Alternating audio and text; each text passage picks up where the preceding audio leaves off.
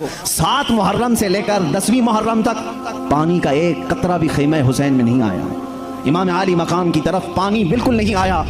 10ویں محرم آئی, پیاس کیسی ہوگی. آج روزہ تھے, پتہ چلا ہوگا. جو لوگ روزہ رکھے ہوں گے یا رمضان میں رہتے ہیں انہیں معلوم ہے, ہم سحری میں کھاتے بھی ہیں پیتے بھی ہیں, پھر بھی شام کے وقت حلق سوکھنے لگ جاتا ہے. حلق میں ایسا لگتا ہے کہ کانٹے چبھ رہے ہیں.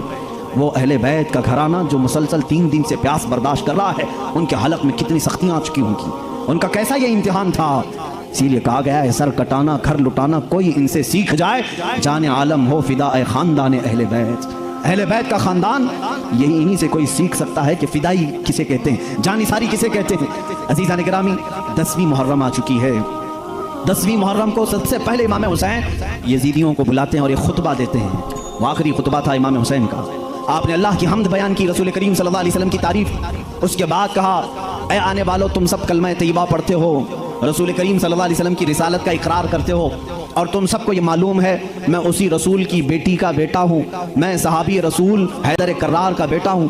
تم سب کو معلوم ہے جعفر طیار میرے چچا ہیں, امیر حمزہ میرے باپ کے چچا ہیں. تم سب میری نسبتوں کو جانتے ہو, تم میرے خون کے پیاسے کیوں ہو. ابھی اگر تم چاہو تو اپنا راستہ تبدیل کر لو, قیامت کے دن میں اپنے نانا کی بارگاہ میں تمہاری سفارش ضرور کروں گا.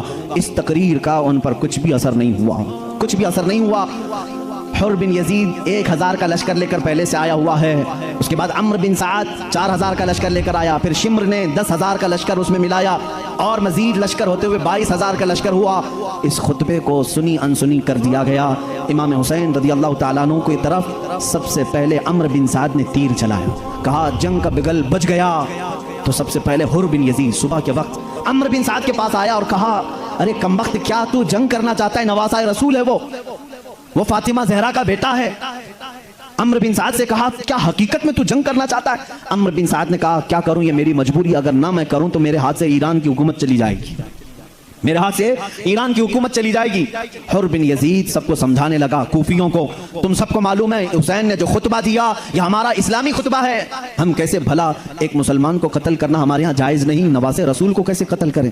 حر بن یزید کی یہ باتیں سن کر کے کوفیوں نے کہا کیا اے حر تو یزید کی طرف سے آیا ہے, عبید اللہ بن زیاد کی طرف سے آیا ہے, یہ کیسی باتیں کر رہا ہے. حر بن یزید نے کہا اگر تم حقیقت میں جنگ ہی کرنا چاہتے ہو, تمہاری نصیب میں اگر تمہارے حرص میں ایران کی حکومت ہی ہے تو تمہیں مبارک ہو یہ جنگ, تمہیں مبارک ہو ایران کی حکومت. میں جاتا ہوں نواسے رسول کے پاس. حر بن یزید اپنے گھوڑے کو وہاں سے پلٹا دیا اور سیدھے خیمہ حسین میں آیا, گھوڑے پر ہی بیٹھا ہے, اور وہیں سے کہتا ہے مولا حسین مجھے معاف کر دیں, میں نے ہی سب سے پہلے آپ کا راستہ روکا, لیکن دل میں میرے کبھی یہ خیال بھی نہیں تھا کہ میں آپ کے ساتھ قتل و قتال کا معاملہ کروں گا, آپ کے خون سے اپنے ہاتھوں کو رنگوں گا, کبھی میں نے سوچا بھی نہیں. اے حسین اعظم آپ کی قدر و منزلت کا میں اعتراف کرتا ہوں, مجھے معاف کریں. امام حسین نے کہا گھوڑے سے تو نیچے اتر آ تو جا. دیکھیں اللہ کب کس کا دل بدلتا ہے, کب کسے ہدایت نصیب ہوتی ہے. اس حر بن یزید تمیمی نے کہا مولا حسین آپ گھوڑے سے میرے اترنے کا وقت نہیں, سب سے پہلے آپ کے خیمے کی طرف سے مقابلے کے لیے اگر کوئی جائے گا تو وہ میں پہلا جاؤں گا.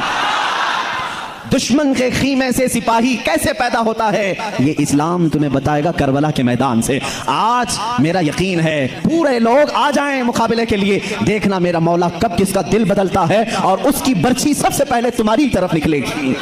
اسی لیے اقبال نے کہا تھا حرم کو مل گئے پاسباں صنم خانے سے, حرم کو مل گئے پاسباں صنم خانے سے.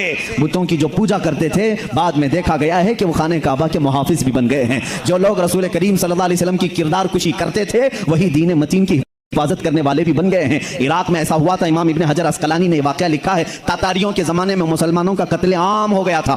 دیکھیں اللہ کب کس کا دل بدلتا ہے. میں تو دعا کرتا ہوں اللہ سب کو ہدایت عطا فرما دے. جو اسلام کی دشمنی میں پل رہے مولا ان کے دلوں کو بدل دے, ان کے دلوں کو بدل دے. رب ذوالجلال بدلنا چاہے تو اس کے لیے کوئی بعید بات نہیں ہے. عراق میں بغداد میں جب سارے مسلمانوں کو قتل کیا جا رہا تھا, مسلمانوں کی کھوپڑیوں سے مینار تعمیر کیے جا رہے تھے. اس وقت جو بادشاہ تھا چند علماء کو قید کر کے پیچھے ہاتھ باندھ کر کے محل میں لایا اور ایک عیسائی بادشاہ کو لے کر آیا. کہا ان کے نبی کی شان میں تو برے برے جو باتیں ہو سکتی ہیں سب کہیں, ان کو بتا یہ بہت محبت رسول کرتے ہیں, ان کو سنا ان کا نبی کیا تھا. معاذ اللہ ایک عیسائی پادری کو لایا گیا, زر خرید تھا, پیسے دے کر کے لایا گیا, علماء کے ہاتھ باندھے گئے ہیں, محل میں لٹائے گئے ہیں, بادشاہ کرسی پر ہے. لیکن اتفاق ایسے کہ وہ بادشاہ کتا پالنے کا شوقین تھا, اس کا کتا بھی بڑا پالتو تھا, فالتو نہیں تھا, پالا ہوا, اور اس کے گلے میں سونے کی زنجیر بندھی رہتی تھی. بادشاہ کا ہے سونے کی زنجیر. آج بھی مرسیڈیز میں بیٹھتے ہیں کتے ہیں, کچھ ہیں تو جس کا جیسا کتا ہے وہ بادشاہ کا کتا سونے کی زنجیر میں بندھا رہتا تھا.